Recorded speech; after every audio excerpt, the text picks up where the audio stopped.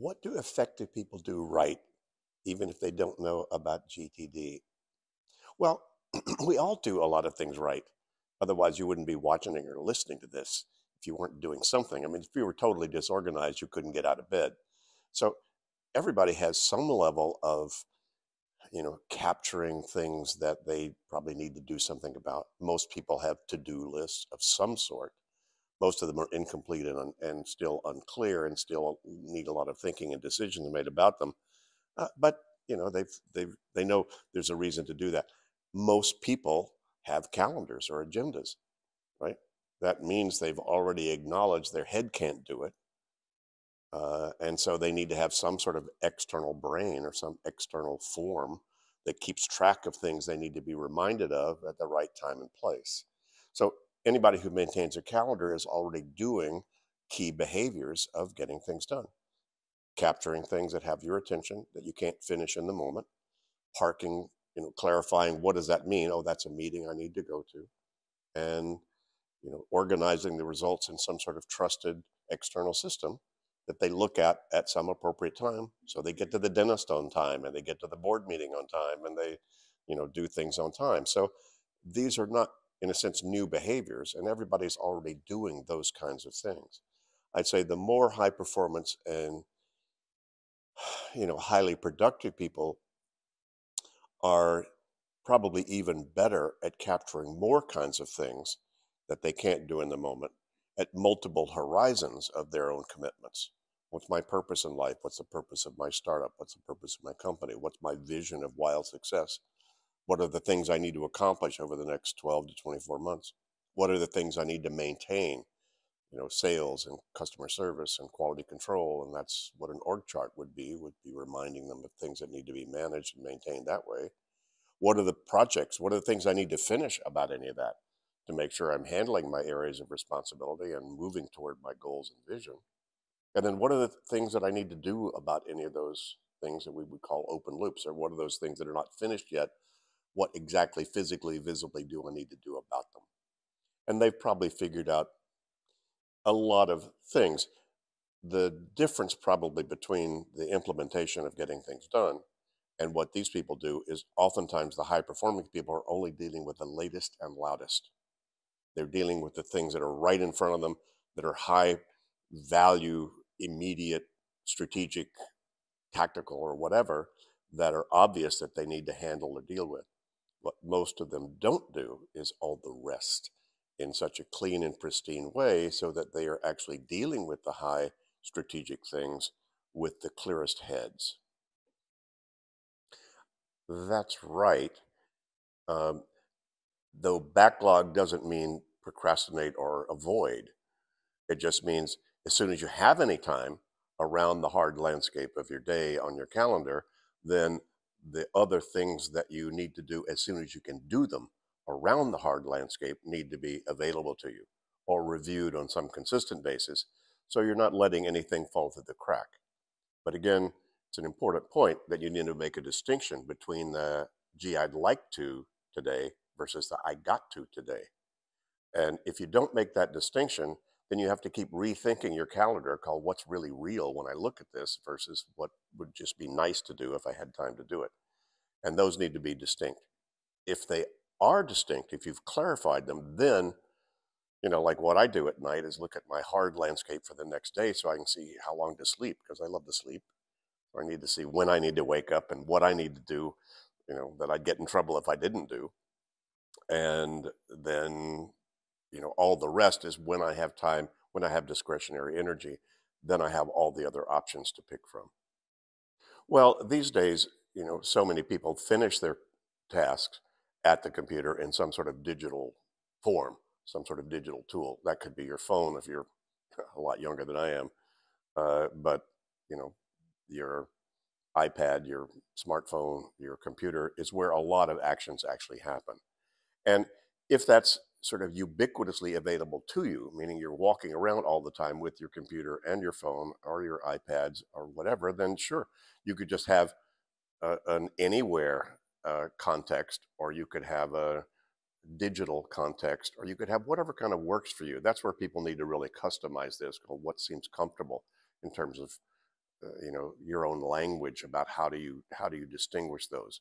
What you don't want is to see 120 or 150 things, which is what most people have as inventories of next actions, all on one list.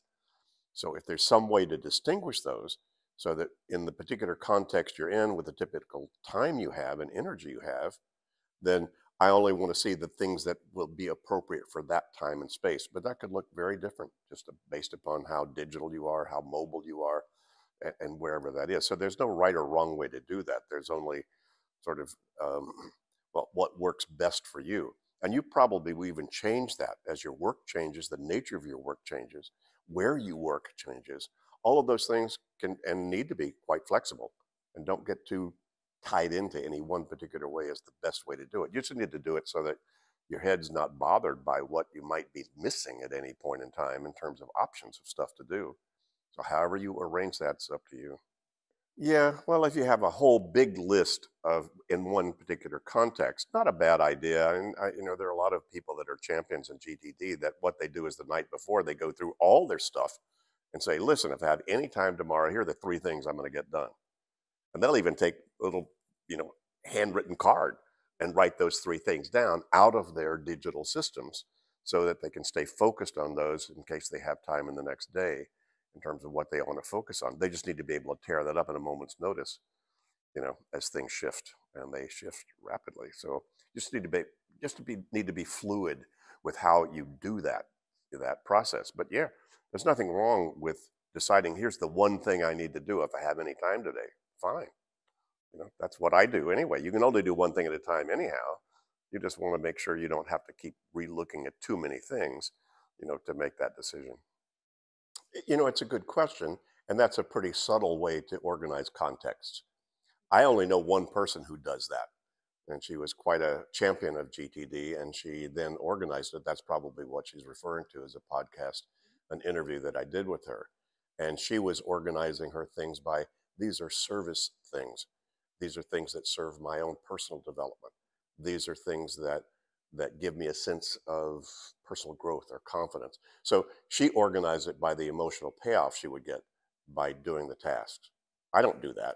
And she's the only person I'd met who did do that, but it worked for her. So again, that's part of just the nature, the flexibility of how you decide to organize these things so that it works for you. The main thing is organize it so that your brain is not sitting there involved about what am I missing or what should I be doing I'm not aware of right now.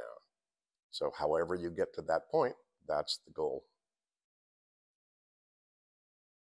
Well, those things that you think just need to be reminded about on some recurring basis, I would say, how often? And when you say, well, every 3 weeks, then I would go to my calendar and put every 3 weeks a little note, hey, David, how are you doing about ? Or it could be 3 years, or it could be any number of those things. It's kind of like the old tickler file that I've talked about in my book, where you say, when should I pull up a trigger on this? It doesn't mean I'm going to do it then. It just means that's when I want to rethink this then. And there could be a lot of that kind of stuff. How often do you want to be reminded that you ought to walk around and say hello to your staff or be nice to them?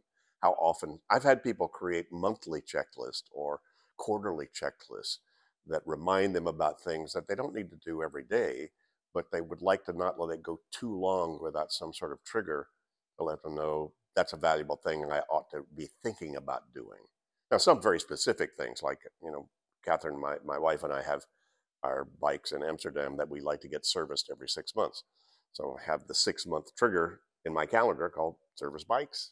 Doesn't mean I do it that day. It just means that, okay, now that becomes, a project or an action to do. So I just say you just need to put reminders about any of these things you think you might want to have some trigger about. Doesn't mean you have to do them. It just means that's when I want to be reminded about X, Y, and Z. One of those things might be a big birthday list. For years, I kept a long Excel spreadsheet with people's birthdays on it. Most of the time I'd look at it and go, well, happy birthday. I didn't do anything about what I saw was coming up, but at least I didn't miss any that I might not want to miss. So it could range around a whole lot of things like that. Well, a next action doesn't have to be short. A next action could be write the foreword to your book that might take a month. But the next action is sit butt in chair, boot computer, hit keys. And that's the next thing that you need to do. So you don't need to do any more rethinking about that. You've already rethought. That's what I need to do is sit down, butt in chair, and write crappy draft, right? And that doesn't have to be a short thing to do. And you might have a deadline for that so that at least in your weekly review, you're noticing what are the things coming toward me, and that may give some more impetus or more priorities to start working on that action a little bit sooner. So, you know, one interesting example of that is it took me several years to learn not to wait for a deadline to write stuff, because I would write stuff and then turn it in, and then 2 days later go, oh God, I should have said. Whereas now I give myself false deadlines for that, so that I can finish it by Friday if it's not due till Monday. Then I have the weekend to sleep on it and let some, that reminds me I ought to add, I ought to do this to it. So that was something that took me a while to learn, but good trick. Well, my wife learned this in a seminar she took for me 8 years before we got married. So she was already on board with the methodology to some degree. And I don't know what her system is. I've never looked at her system. I just know where her in basket is, and she knows where mine is. And so we just, we're out way beyond having to think about whether the other person is using this system or not. Of course. Well, she also then worked for me. She was our first coach trainer. So she trained all of our coaches that we wound up certifying through our company for, from 30 years ago. So she knows this because she teaches it, she does it, she lives and breathes it. But again, I have no idea what her content is or how often she does it or what she does about it. I just know that if I'm waiting for her to get something, it's on my waiting for list. If she's waiting for me for something, it's on her waiting for list. And we'll email each other where we're just sitting a few rooms apart in our apartment. People say, God, that's so mechanical. I go, what's mechanical is to try to use your dinner conversation for those things that could be handled and without interrupting the other person and letting them deal with this in their own timing, so they're not forced with me standing in front of them to make decisions about stuff. And that's kind of a duh, but yeah, we've been now married for 32 years, so it just works. I don't know. There are hundreds out there. They're just all list managers. So you just need to find what's a good list manager for yourself. They're all list managers, different kind of bells and whistles for them. But oftentimes, that's all you need is something where you can categorize lists. Right now I'm using, to-dos in Microsoft Office 365. They've worked for me. It's a simple list manager. That's all it is. And once I mark stuff as completed, I think it tracks somewhere how many things I finished. But I mean, who cares what kind of action steps you finish? If you've got a boss that's interested in that kind of detail, you got the wrong boss. They might need to know what projects you finished. And sometimes that's a good thing to keep track of, is the projects that you complete. Because if you get some sort of a performance review, it's not a bad idea to pull out a whole list of all the stuff you've actually accomplished over the last year or so. That can be useful if you're in that kind of a context business-wise. I don't know. That's a big question. It doesn't take very long to set up a GTD system. When we coach people one-on-one, in 2 days you can set up an elegant system. Doesn't mean that you'll maintain it regularly. Then you need to then be reminded to keep the system current, keep it alive and well. And that requires what we talk about as the weekly review, or some sort of regular refreshing time that you're bringing up the rear guard, as we say, and catching up with all the things that have occurred that you may not have in your system yet and getting it current again. And it takes as long as it takes.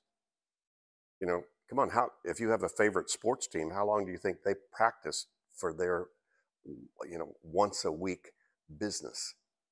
All week. And most people won't even take 10 minutes to organize their business day. So come on, you need as much time as you need to feel confident about what you choose to be doing at any point in time. And that takes as long as it takes. Sometimes in my life has been so busy and multifarious and so many different levels happening so fast, I had to do something like a weekly review every day because things were changing so fast. And by the way, once I really focus on doing something, I lose track of everything else because I'm into that thing. And so now I've finished that thing, or now I need to go, wait a minute, where am I in space and time? And I need to come up and get air and look around and see where I am to decide what the next thing to do. And so sometimes that's been that often. Now, because I'm, in my late 70s, I don't have quite as complex and fast moving a life as that. So I don't need to do that kind of review or recollection or reflection more than, once a week or once every couple of weeks. So a lot of it depends on the speed and the volume of things that you're managing in your personal and professional life. You just need to do it as often as you need to, take as much time as you need to feel comfortable. If you can feel comfortable in 10 seconds, do that. I'm not into spending any more time than you need to, but I'm into having a clear head, and I think you would be too. What do I need to do to make sure I've got optimal space in my brain to focus and be present with what it is that I'm doing? And then you just need to take as much time as you need to get to that place. No, I don't have a real simple answer to that. Everything in GTD has probably been supported or talked about or expressed in hundreds of other books. So there's nothing really new inside of GTD. All GTD was a compilation of all of that in terms of the boiling it down to the zeros and ones of what are the basic principles and best practices, no matter where you are, no matter what tool you're using, and to be able to do that. So anything that's going to help you with your horizons, there's probably 1,000 books out there that talk about the value of purpose, the value of clarifying your standards, the value of getting organized. I mean, almost any one of those things probably has something that would just say, oh yeah, here's a cool thing to do, and I can add that to my GTD practice. So I've never had any formal or traditional education in time management, business, or psychology. All my stuff was just street smarts. I just came up with what really works the best and how do I simplify this as best I can and make it as easy as possible for anybody to implement it. And there's probably hundreds, if not thousands, of other resources out there, but I don't have any one particular one that that stands out. It's a good question because we love to complete. We love to get engaged. We love to have time disappear, and I'm going to get through this I'm kind of that way too. I love to complete things and get a big check off. That's done, that's done, that's done. I would just say, how much time do you have, to be able to get back current again? If you got running down one of those rabbit trails, but you still have a whole lot of undecided, unclarified, unorganized stuff sitting in your in basket, then you're not going to be as present as you probably should be in doing that task. And then you got a lot of extra time you're going to need to spend to get current again with all your stuff. Nothing wrong with that. I've been on 10-hour plane rides, across the Atlantic, where I just took the whole plane to run down rabbit trails, finish a bunch of stuff, and, make sure that by the end of the trip, I'd still gone through everything. So a lot of it depends on how much time do you want to give yourself to get current. And there's nothing wrong with staying onto something and trailing through it. Just make sure, again, big GTD saying is you can only feel good about what you're not doing when you know what you're not doing. So as long as you know what you're not doing, it's like, now it's worth stopping my weekly review and just doing this work. I've done that many times. So nothing wrong with that. No, there's no fancy rule about that, other than, are you okay with spending your time doing that versus clarifying and organizing, all your other stuff so that you can be more present? Well, probably the first question, because speed and volume are continue to increase, in terms of the inputs that we're dealing with. One of the aspects of that is something I refer to now as channel creep. How many things do you actually need to look at? Are you on Slack? Are you on Teams? Are you on, email? Are you on, how many things are you getting now inputs in that you need to potentially look at to make a decision about whether that's something you really need to take an action about or do something with or store as reference, or, in other words, that you need to clarify. So again, that volume has gone up. The best thing to do is to make sure you curate all your channels and say, do I need to get all of this? Do I really need to get all of this? Do you really need to be on that email trail? Do you really need to be on that track? Do you really need to do that? So, you've allowed, quite frankly, you don't care about your neighbors' in baskets. It's only yours. By the way, the world is fine. It's not overwhelmed. Just look around. It's only how you are engaged with your world that may have a sense of overwhelm or I got too much to do. But who decided that? Who let that in? I'm not saying that's easy uh, because there are no, like I say, there are no interruptions. There are only mismanaged inputs. So there's not too much email. There's only mismanaged email. If you're letting it come in. I mean, what are you only emptying half your garbage? You rummaging through your garbage, say, well, this is really, really bad garbage. That's going to go out, but I'll leave all the rest there. I don't think so. So in principle, that's the same as letting stuff still pile up in your email that you're not clarifying and organizing. Is that trash? Is it reference? Is it an actionable item? Is it something that I need to keep track? Is it something that I need to decide something about? Come on. That's how you manage any kind of new inputs in your psyche and in your world. So you've got as much volume as you got. And so it takes you, come on, if you spent, 7 of your 8-hour day clarifying and cleaning up, your last hour is going to be hot. It's going to be great. You're going to be really comfortable about what you're doing and be very present with it. So, yeah. Well, unfortunately, we've not been able to create a totally integrated GTD digital tool. Probably the best integrated tool for all of this was, for me, at 20 years when I used a personal planner, paper-based planner. That really integrated all of my stuff better than anything else. I could see everything. I could flip from one side to the other very fast. I could see all of that. And even with your best computers, you can't see an overview of that like I could with my paper-based planner. So there's no one tool that's going to be able to do all that. You need to then come up with your own mix of what's a hybrid. Where do you keep reference material in your computer? Where do you keep paper-based reference material, by the way? Where do you keep reminders of the stuff that you need to do? Where do you keep, any and all of that? And I use multiple tools for that. So I've got multiple tools to do work. I use the Microsoft Office suite. So, Excel and Word I'm using all the time. Snag it to grab pictures and include an email. We use Office 365, but you could use any of the desk applications essentially to do this. They most all have some sort of list management capability, so you could use those to kind of integrate. What's nice is if you can integrate. So Office 365 has ways that I can take an email and make it a calendared item.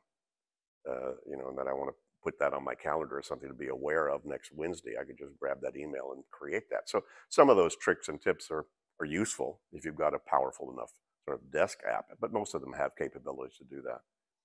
Some better than others, but there's no one thing that's going to do it. You're going to have to be smart enough and classy enough yourself to have sort of cobbled together your own hybrid system, if you will. And that will change. It has changed for me, not a lot, but over the last 10 or 15 years, it's been pretty stable. But sometimes when you're shifting a whole operating system, like we moved from what was the Lotus Notes and then IBM Notes and then HCL Notes into Office, it took about 6 months to get comfortable with, okay, now how do I rearrange all this in the new operating system, in the new suite, of things. And I'm, pretty much there yet. But nothing's free. You don't buy any of these things and install the app and suddenly have it work for you. They're going to require your thinking and your own assessment. And the better that you are at GTD, the easier it will be for you to then configure and recalibrate these things as things change, or as you get suggestions from somebody else, you want to try out that app, or you want to do, that. Yeah, fine. But I wouldn't, the app's not going to work unless you work the app. So you just have to find something that you're comfortable with. Wish I had an easier answer than that.